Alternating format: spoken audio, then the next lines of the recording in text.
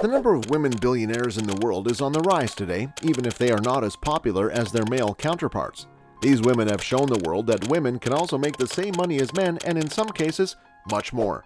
Here are the top 10 richest women in the world. Number 10, Abigail Johnson, $21.5 billion. Imagine having a net worth of $21.5 billion, and all you could do with such a huge amount of money. For context, you could buy 100 Boeing 747-430 custom airplanes and still have enough money left to live out the rest of your life in extreme luxury. But while you can only imagine doing all of these, one woman actually can. Abigail Johnson is officially the 10th richest woman in the world according to Forbes. When Abigail Pierpont Johnson was born in 1961, her father Edward C. Ned Johnson III and her grandfather Edward C. Johnson II had already begun to establish the Fidelity Investments mutual fund empire. Abigail, the eldest child of her parents, began working as an intern for the family firm in 1980. She returned to Fidelity after working for Booz Allen Hamilton for 2 years and graduating from Hobart and William Smith College in Geneva, New York, with a degree in art history. She was appointed CEO on October 13, 2014 by her father, and she currently serves as both president and CEO of Fidelity Investments. Johnson has held a variety of positions at Fidelity, which is currently the second largest U.S. fund manager. She is also thought to own the largest single stake in FMR with 24.5% of the business. Well, if Johnson could afford to buy 100 planes, this other woman can comfortably buy even more and probably still be richer than Johnson. Number 9. Iris Fontbona, $22.8 billion. While the name Iris Fontbona might not ring a bell to you, it does to almost every Chilean.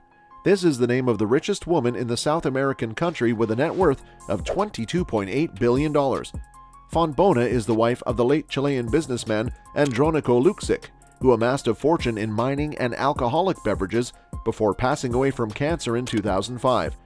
Through Antofagasta plc, a London Stock Exchange-listed company, she and her family are the owners of copper mines in Chile. Additionally, they hold a large portion of Quineco, a publicly traded Chilean conglomerate that operates in the banking, brewing, and manufacturing industries.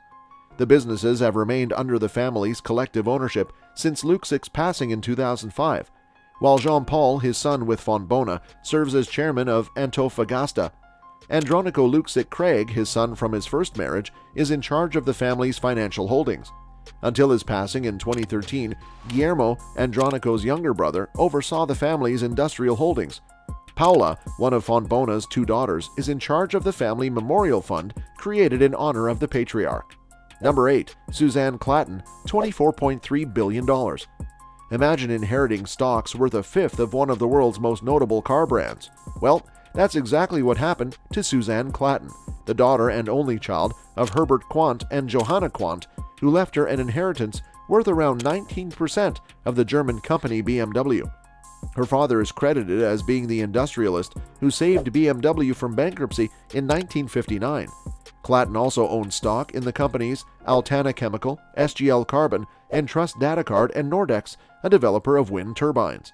Her 19% ownership in the common shares of BMW is where much of KLATTEN's fortune comes from and has seen her net worth rise to $24.3 billion. In 1996, the billionaire and her brother, Stefan Quandt, joined the supervisory board of BMW.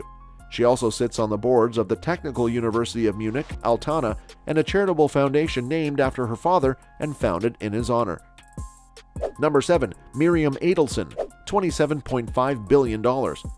If you own some of the most luxurious and bespoke properties in Las Vegas, you'd probably want to lounge in them all day long, but MIRIAM ADELSON has no such interest. In fact, she did one of the most shocking things after gaining possession of these properties following her husband's death. You see, MIRIAM ADELSON is the widow of Sheldon Adelson, the founder and chairman of the gambling company Las Vegas Sands, who passed away in January 2021.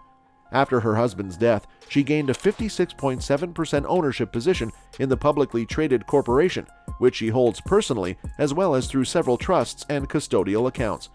She also received complete control over the family's joint ownership of the company's shares. By implication, the largest casino operator in the world, Las Vegas Sands, now has Adelson as its majority shareholder. The Las Vegas-based company has $4.2 billion in revenue in 2021 and controls convention centers and gambling resorts in both the US and Asia, majorly Macau and Singapore. 2 months after ADELSON's death, MIRIAM made the decision to sell its high-end Las Vegas properties, which comprise the Venetian Resort, Convention Center, and the Sands EXP, for $6.25 billion in order to focus on the Asian market. While Sheldon might have taken pride in owning these properties, his wife clearly had no such interest. Number 6. Gina Rinehart, $30.2 billion. Do you have any idea what being Gina Rinehart means? Well, if you didn't, it means waking up every day of your life as the richest person in the whole of Australia. Gina Rinehart made her wealth trading in iron ore. She is the daughter of prominent iron ore explorer Lang Hancock and made her wealth by rebuilding Hancock Prospecting, her late father's financially troubled company, all by herself. In 1992, Rinehart was named Hancock Prospecting's executive chairperson, and by 1993, she'd obtained new exploration permits and started drilling in what was her maiden mining venture. As China's economy expanded in the mid-2000s, demand for the prices for iron ore rose. By 2010, she had acquired funding from the South Korean steelmaker POSCO to assist in the development of Roy Hill. Her ownership of Hancock Prospecting is the main source of Rinehart's wealth and has helped her attain a mind-blowing personal net worth of $30.2 billion. The Roy Hill mining operation, which began shipping minerals to Asia in 2015, is currently Hancock's greatest asset. Hancock also has agricultural holdings all around Australia. With a portfolio of assets spread out across the nation, the mining billionaire is also Australia's second largest cattle producer. Number 5. Jacqueline Mars, $31.7 billion. Well, if you spent 20 years working for one of America's most prestigious companies and the largest candy company in the world, while also being the daughter to the owner of the business, I guess there could only have been one outcome to what you'll someday become. The world's largest candy company, Mars, which was established by Franklin Clarence Mars, Jacqueline Mars's grandfather, is presently owned by the billionaire to the tune of a third of the business, at which he was a board member until 2016.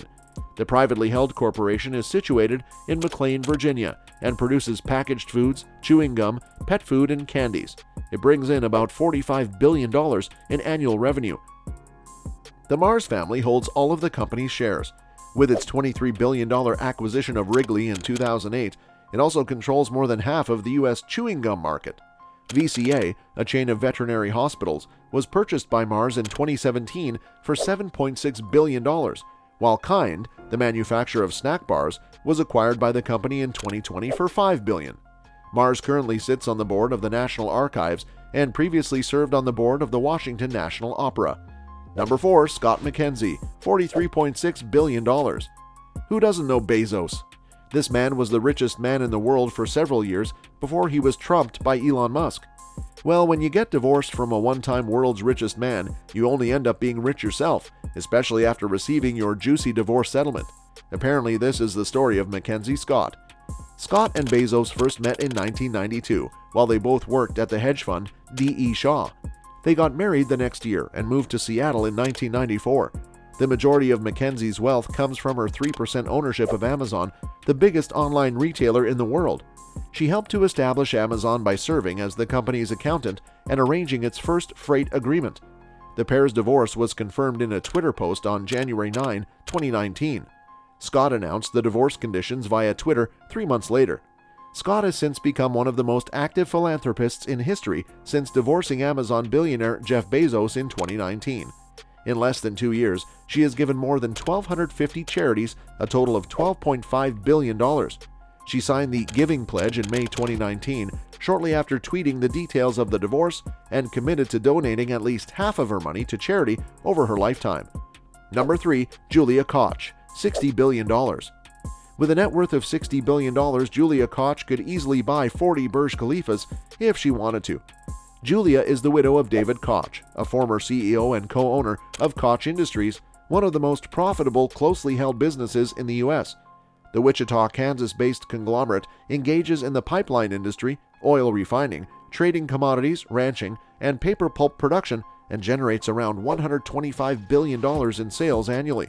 A 42% ownership stake in Koch Industries was left to Julia Koch and her 3 children by David Koch, who passed away in August 2019 at the age of 79.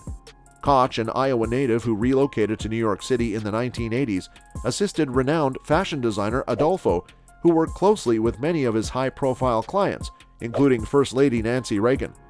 Julia met David on a blind date in 1991 before the pair tied the knot in 1996. According to Moody's reports, which claim that the firm has zero net debt, Koch Industries also holds $40 billion in cash and owns lands and a string of other investments. Number 2. Alice Walton, $65.3 billion. Imagine being able to buy a Bentley Bentayga every single day of your life for the next 108 years. Yes, a Bentayga might not be the most expensive Bentley out there, but it's still very far from being your everyday regular car. And yes, this is what Alice Walton can easily do for fun with her staggering $65.3 billion net worth, and especially as she earns billions of dollars in share sales and dividends every year. Alice Walton, the only daughter of Walmart founder Sam Walton, saw her wealth rise by an estimated $3.5 billion in 2021, thanks to the rising value of Walmart shares. But not even this was enough to stop her from losing her spot as the richest woman in the world to Francoise Bettencourt Meyers last year. As opposed to working at Walmart like her brothers Rob and Jim, Alice is concentrated on curating art. In her native Bentonville, Arkansas, she launched the Crystal Bridges Museum of American Art in 2011. Among the artists represented in Crystal Bridges are legends Mark Rothko, Norman Rockwell, and Andy Warhol. She shares management of Walton Enterprises, one of two family-owned holdings corporations that account for roughly half of the world's largest retailer. The Bentonville, Arkansas-based business generated $572.8 billion in revenue during the year ending January 31, 2022. Walmart is the primary source of Walton's wealth. The Walton Family Holdings Trust and Walton Enterprises, the privately held holding company for the family, jointly own the shares. Walton has made almost $10 billion from the sale of her stock and dividends since 1992. Number 1. Francoise Bettencourt Meyers, $74.8 billion.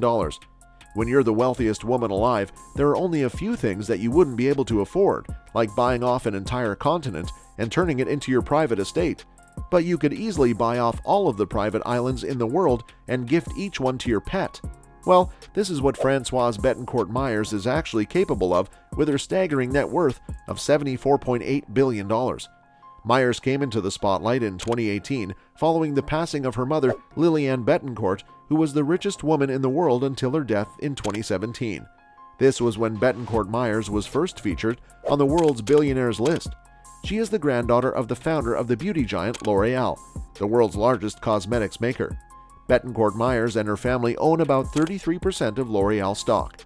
She is the head of the family holding firm and has been a member of the L'Oreal board since 1997. Bettencourt Meyers is also the head of her family's charity foundation, which supports French development in the arts and sciences. L'Oreal and the Bettencourt Meyers family donated $226 million to rebuild Notre Dame Cathedral in the wake of the fire incident in April 2019. L'Oreal also owns the Lancôme and Garnier brands, both of which generated combined revenues of $38.2 billion in 2021. The majority of Bettencourt Meyers' fortune is tied to her stake in L'Oreal. L'Oreal has paid the family more than $6.3 billion in dividends over the last decade, according to company filings and Bloomberg data. Subscribe and turn on notifications so you don't miss more videos of the luxurious life of the world's most affluent individuals and families. You absolutely want to check out this video to get a peep into the exquisite lifestyles of the world's richest footballers. See you in the next video.